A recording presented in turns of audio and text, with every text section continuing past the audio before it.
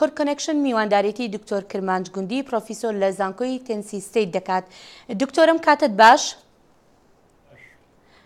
سپاس. سەرەتا دکتۆر دەمەوێت لەو پرسیارەوە دەست پێ بکەم کە گەواهیدانەکەی کۆمی هیچ شتێکی تێدا بوو کە پێشتر نەبیسترا بێت بەڕای تۆ؟ ئەو شتانەی کە گوتی ئەوەی کە زیاتر سەرنجی خەڵکی ڕاکێشە ئەو پرسیارانە بوو کە لێی کرا کە نەیتوانی لە بەکراوەی باز بکاتن کە وەڵامی ئەو پرسیارانە دواخرا لە بۆ ئەو کۆبوونەوەی لە پشتی پەردە کرا. وەڵام پێم وایە ئەو شتەی خستە ڕوو یەک بە دەرکردنی کۆمی و هی ترامپ کە کۆمی دەرکرد پاشان داکۆکیکردنی ترامپ لە ژان ڕالفلێن و خۆ دوورکردنەوەی سێشن لە مامرەتی لێکۆڵینەوەی مداخەلەی رووسیا لە پرۆسەی هەڵبژاردننی سەرۆکایەتی ئامریکایە ئەو سێ نقطەیە زۆر بە ڕۆشنی لەوێن دەرێ بە دەرکەوت و وەختی ئەو نقطانەش دەگەینیە یەکتری سێ کوچکەی بەرمۆدا دروست دەبیتن کە ئەم پێم وایە گومانی زیاتر لەلایەن کۆنگرێس دروست کرد کە ئەو سێ کوچکەیە پێویستی بە لێکۆڵینەوەی زێتر هەیە لەوانەیە شتی زێتری تێدابیتن. ئەم پێم وایە ئەوەی کۆمی کردی دوێنێ زەوینەکەی لەبارتر کرد لێکۆڵینەوە ئەوەی گومانی زیاتری خستە سەر حکوومەتی ترامپ. بەڵێ دکتۆر دەمەوێت ئەو پرسیارە بکەم پێت وایە لە دوای ئەم دانیشتنەی کۆنگرێز یاخود لە دوای ئەم گەواهیدانەی کۆمی هیچ با بڵین داوایەکی یاسایی لەسەر سەرۆک ترامپ بکرێت یاخود کاردانەوەی زیاتری لە ناو کۆنگرێزدا هەبێت؟ خۆیەوە ئێستا هێشتا کە وەکو پێویستە ئاوها لێکۆڵینەوە دەستی پێ نەکردیەوە تا لێکۆڵەری تایبەت دانرایە ڕابرت مۆلەر سەرۆکی پێشینی FBI کە لەلایەن حکوومەتی ئامریکای خەڵکی ئامریکای یاعتیبارێکی زۆری هەیە.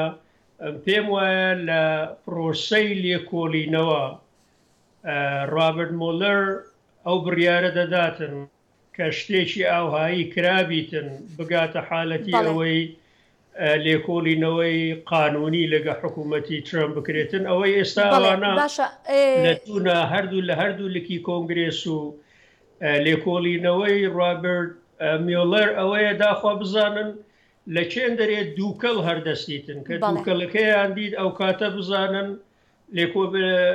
بچن تەماشای بکەن بزانێ ئاگری فیتنەکە تا چه ئەندازەکە. بەڵێ باشە دکتۆر هەر پاش لێدوانەکانی کۆمی پارێزەری سەرۆک ترامپ قسەی کردو هەروەها ئەویش ئەوەی خستە ڕوو کە کۆمی لە دانیشتنەکەدا دانی بەوە داناوە کە سەرۆک ترامپ بەشێک نییە لەم لێکۆڵینەوەیە.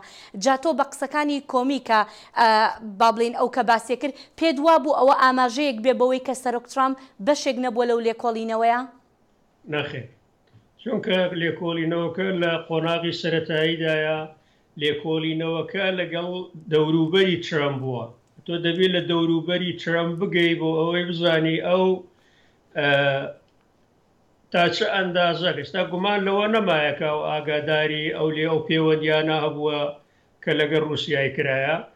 ئیتر لەو ڕەهەندە ئەوان دەگەنە قەناعەت پەیوەندیەکان تا چه ئەندازە بووینە، بەڵام هەتا ئێستا کە لێکۆڵینەوەکە نەگەیشت بووە ئەو حاڵەتە کە بە ئەو بڵێتن ئەتۆ ئێستا لەژێر لێکۆڵینەوەدای بەڵام نەشی گوت بوو لە ئاینە دوایی دیتر کە لە کۆنگرێز گوتی ئەو شتە دەکرێت بگۆڕدرێتن پاش ئەوەی زانیاری زیاتر بەدەست دێتن کە نیشان بداتن ترامپیش بەشدار بووە لەو لێکۆڵینە لەو پەیوەندیانەی لەگەڵ رووسیا کراین. بەڵێ باشە دکتۆر کرمانج دوا پرسیارم و زۆر بە کورتی ئەگەر گریمان لێکۆڵینەوەکان دەرەنجامەکەی لە بەرژەوەندی کۆشکی سپی نەبوو ئەو کاتە چی ڕوودەدات؟ ئەو کاتە لەوانەیە پرێزیدنت ترامپ ئیمپیچ بکرێتن و گوشاری بخرێتە سەر لە واز لە سەرۆکایەتی بینیتن وەک چۆن لە بابەتی واتەرگێت وایان لە پرێزیدنت نیکسن کرد. بەڵێ دکتۆر کرمانجگوندی زۆر سپاس دەکەین بۆم دەرفەتە.